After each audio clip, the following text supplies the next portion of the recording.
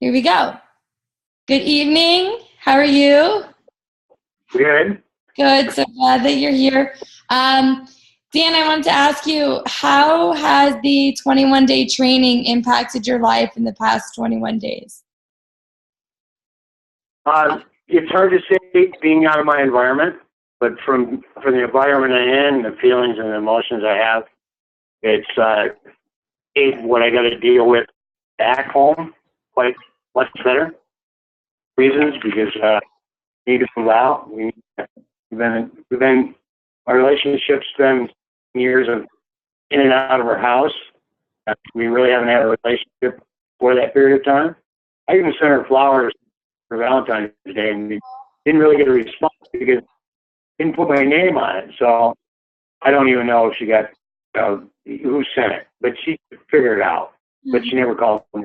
But that's not the important thing is that my attitude is much better. I mean, the idea of moving out, that sort of thing.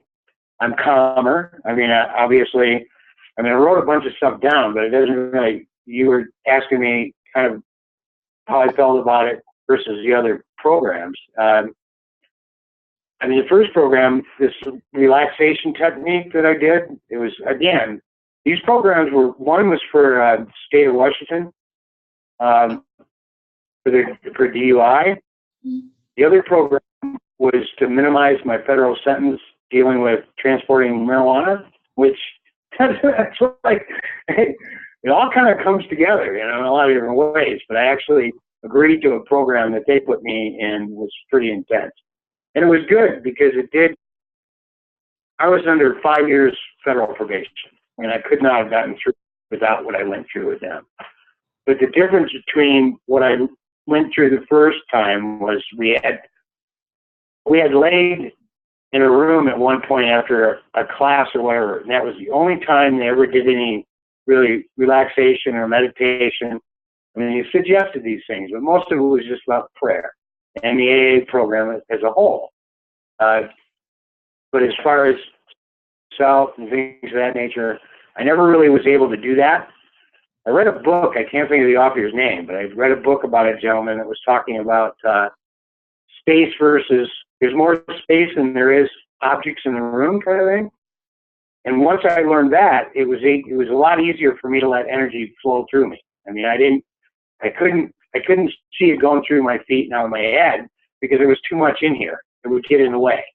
Once I realized there's more space than there is object, I was able to let that flow a little bit. But I never really practiced it until now. And the other program that I did for them, it was just a lot of classes. It was a dual addiction program. Quote, I was using some of it I was using to get out of trouble, but there was a lot that I knew about my sexual, what happened to me with my aunt, which was adopted when I was 3 years old. I learned that in the first program, which was really nice. It kind of hit me that I wasn't 8 years old. It wasn't the shame and the guilt of that. Kind of realized it wasn't God's way of. He didn't make me that little horny 5-year-old that I was, because I thought that this appearance. Because of what this ongoing relationship with my aunt went on, I thought it started when I was 8, and it was more when I was 3. So the point of it is when I did the program, it was a dual addiction program. Using that, it's not an excuse, but driven towards women. It's like we talk about triggers, all right? Triggers for me, I said a woman can be a trigger for me too. Red dress, white dress, blue dress, blonde hair, gray hair. It's like, yeah, I'm attracted to women and a lot of ways. So I guess what I'm trying to say by that program, that the program was probably the lowest form of program you could get into. Most of the people in the federal program that were going through that program were coming out of prison, not going in prison. I was trying to minimize my sentence, which I did, but it also helped me get through. I didn't go through the whole 5 years. About 3 years, I guess. I remember getting 3 years of sobriety. And I obviously couldn't do anything else drug-wise because they tested like twice a month. They tested twice a week for several years. Mm-hmm. The third year, they weren't testing quite as much. It was a couple times a month. So I could drink. So I started drinking again. So I did, but I didn't ever get caught doing all that through the 5 years, blah, blah, blah. I made it through. All right? But I chose to drink again. The difference between this program and those programs is this was my own decision. It was a decision that I need to make. And I noticed things about myself that I was doing that I didn't do before. And one of those things was that the desire to want to drink rather than it just kind of came up or it's time. Or, I mean, somebody says, here, have a beer.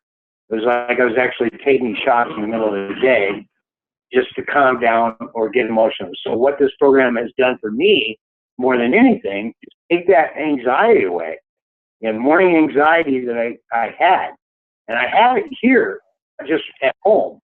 So when I get up in the morning and I always, if somebody goes to calm down when you're having an argument or something with them, I would look at them and go, what are you doing? Yeah. You're just ditching me, you know?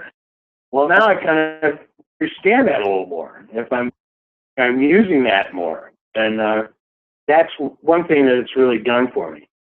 But I'm talking about the other program.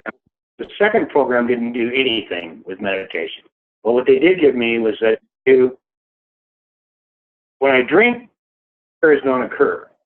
You know that it affects how I do things. But one thing I've done for quite a few years now is the Lord's Prayer. At the end of the day, the last thing I say, I mean, if I say prayers to my daughter, or looking after people, Lord's Prayer is the last thing I say. In the morning, I say the Lord's Prayer, and it's 7-11 or 7, yeah, 7-11 prayers that are from AA. I Do those. book. It's God. I mean, no, not that. I have to do them in order. I say the Lord's Prayer, and I say the other two prayers. Yeah. But the bottom line, I start my day with the Lord's Prayer, and end my days with the Lord's Prayer. It doesn't keep me sober, so, but yet it did for a period of time. It has an impact. And obviously, if I'm drunk, I'm not going to say it in the evening. I may pass out or whatever the situation might be. But what I was saying about the second program is there was no meditation or relaxation. It was an intense thing. I remember Will said something the other day about some guy denying the fact that, I mean, he's in prison because somebody was talking about it. He was for killing somebody as a drunk driver. He's like, well, I'm not really a drunk. Well, that's kind of what I was with that program. He says, I wasn't that bad, right? Yeah, it was in this program to minimize my federal sentence. So I'm not, and the guy goes, look around where you are. I'm like, okay. Long Beach. So, but there was no relaxation thing involved. I mean, other than those two prayers that I had to do every morning when I got on the bus, and I'd leave quite early to go to work. It was quite an intense program. I mean, long-term wise, and you pay for it. I mean, the feds. It was a good deal for me to get through the 5 years of that. But it hasn't been escalating as much as the time of day.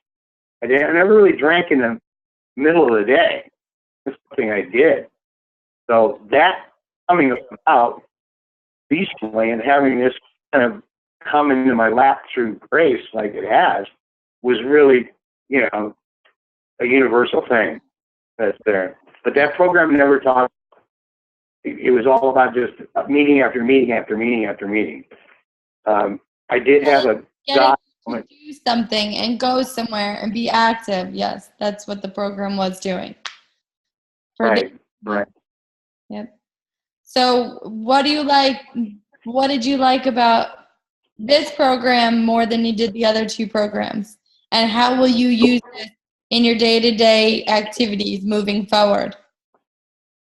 The one thing that I liked about this, I mean, I don't like people, I mean, I'll use the F word in whatever, I mean, but I really try to minimize it. And so when people use it around me, or Jesus Christ, it's just like, I'll say, yeah, just to get back, just to get to go. But the one thing I did like about it, and that I wrote down here, was that less God and devil. I mean, it was more about, I have the power. It is up to me. You know, it's not, I don't, the devil made me do it, or why won't God keep me from being this sexual deviant, or whatever it is, which I haven't been through. I mean, not like, don't get me wrong, I'm not, it's just, yeah, that whole thing about poking your eye out, if you think it or you look at it, it's like the program here is, no, that's just, I might as well go do it. If just thinking about it is as bad as doing it, then I might as well go do it. That was my mentality, and is, somewhat still is. I mean, it's ridiculous to think that that's the truth of the matter. My thinking is clear. I mean, it may not sound like it right now because I'm still outside pounding nails. Bad things in my past make for good in the future. I mean, I can see where a lot of things have happened, even, disregarding all that federal. And the federal thing probably helped me from killing myself with alcohol at that point in my life. I mean, this all happened. This is a good 10 years ago that the incident first occurred. So most of everything I went through was 10 years ago. So what I've gone through the 10 years is, I mean, like I say, it probably saved my life from drinking myself to death or getting really stupid and having an accident, killing somebody or whatever. But I've gotten that come back a little bit. As I said, getting behind the wheel was not cool, and this whole program happened at a really good moment in my life. But like I say, the bad things and the moments that I have done that, they might not have been the wise decision, but I can reflect on it.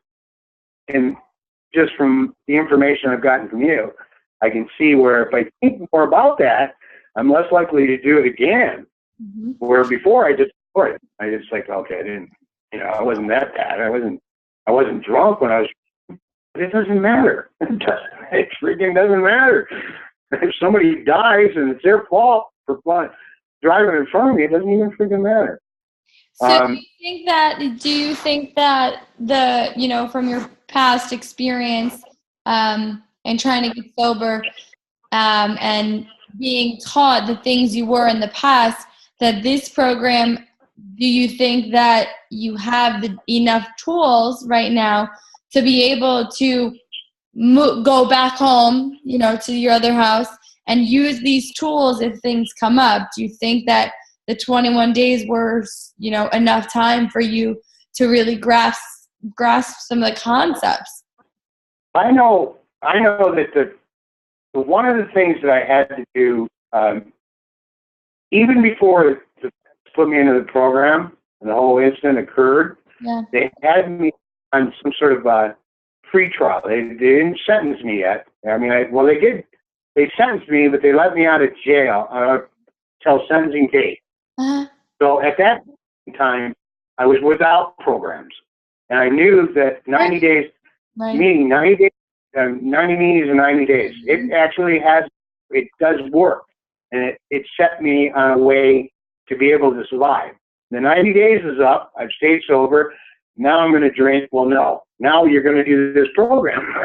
So I kept weaving through all that and not being able to for the 3 years that I stayed sober. It wasn't my decision. I didn't decide. The difference between this and the tools that you've given me is that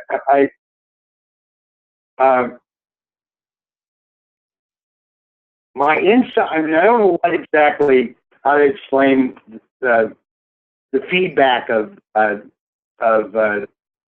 I'm free, I'm sober,